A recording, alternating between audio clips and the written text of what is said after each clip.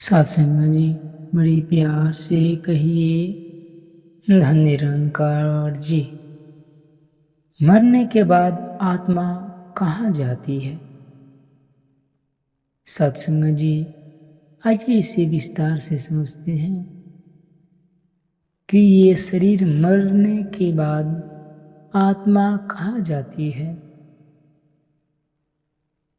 यह प्रश्न सदियों से मनुष्य के मन में उठता रहता है। हर धर्म, संत और महापुरुष ने अपने अपने तरीके से इसका उत्तर दिया है। सत्संग जी, निरंकारी विचारधारा और आध्यात्मिक ज्ञान के अनुसार आत्मा न कभी जन्म लेती है और ना ही कभी मरती है। सत्संग जी, ये नश्वर है, ये एक मिट्टी का ढेर है। सत्संग जी, ये मिट्टी है, मिट्टी में मिल जाएगा। आत्मा अमर है, शरीर केवल एक वस्त्र की तरह है। सत्संग जी, जिसे आत्मा कुछ समय के लिए धारण करती है और फिर त्याग देती है। सत्संग जी, आपने त्याग है। आत्मा परमात्मा का अंश है। जैसे समुद्र की एक बूंद समुद्र से अलग नहीं होती है। समुद्र को अपने पास रखना चाहती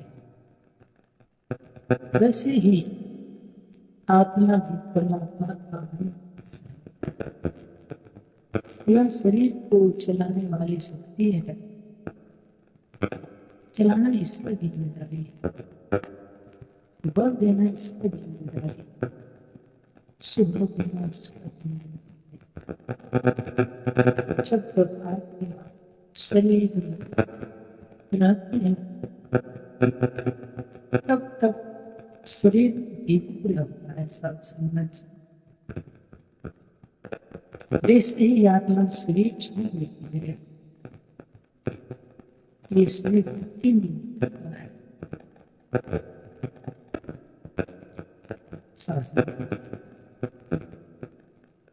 भगवत गीता में श्री कृष्ण कहते हैं, नैन छिन्नति शस्त्रिणाड़ी नैन रभति भाव। आत्मा को कोई शस्त्र काट नहीं सकता, अग्नि जला नहीं सकता। मेरा मृत्यु के समय क्या होता है? जब शरीर व्यक्ति की मृत्यु होती है तब शरीर 5 तत्वों में मिल जाता है, मिट्टी, जल, अग्नि, वायु और आकाश। लेकिन आत्मा अपनी यात्रा जारी रखती है। जिस प्रकार एक व्यक्ति पुराने कपड़े उतार कर नए कपड़े पहनता है, उसी प्रकार आत्मा पुराने शरीर को छोड़कर नया शरीर धारण करती है। सत्संग जी, आत्मा कहाँ जाती है? इस प्रश्न का उत्तर कर्म और चेतना की अवस्था पर निर्भर करता है। यदि आत्मा अज्ञान में है, यदि व्यक्ति ने जीवन भर केवल सांसारिक सुख, मोह, माया क्रोध, लोभ, लालच, अहंकार में जीवन बिताया है और परमात्मा को नहीं जाना,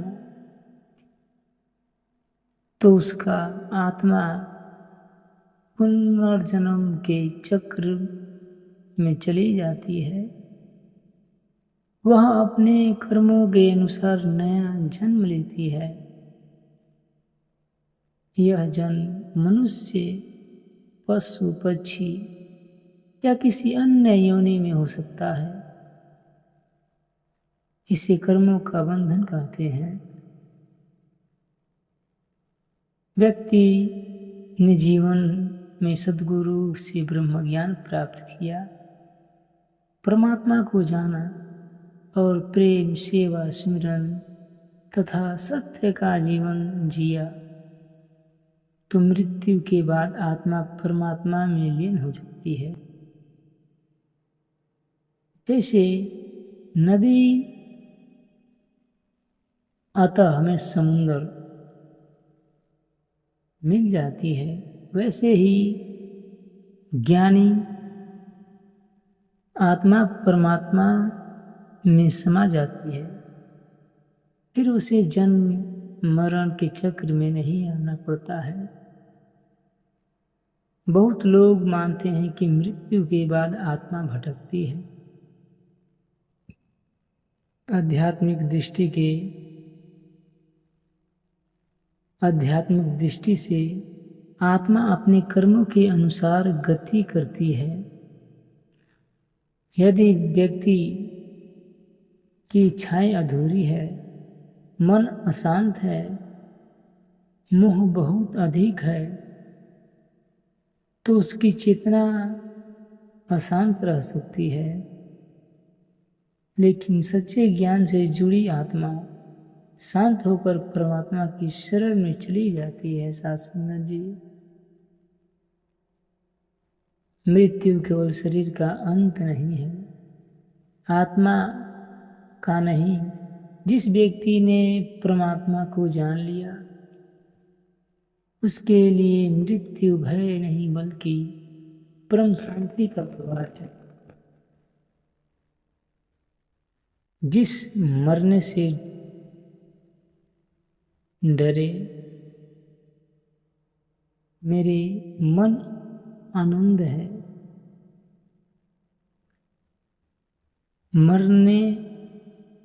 मरने ही से पाई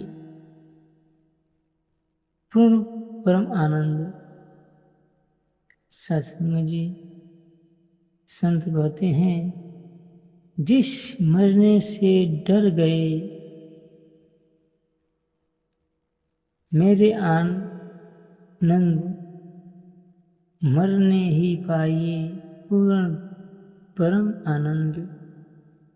अर्थात जो मृत्यु संसार को डराती है, वही ज्ञान के लिए आनंद का कारण बनती है, क्योंकि यह परमात्मा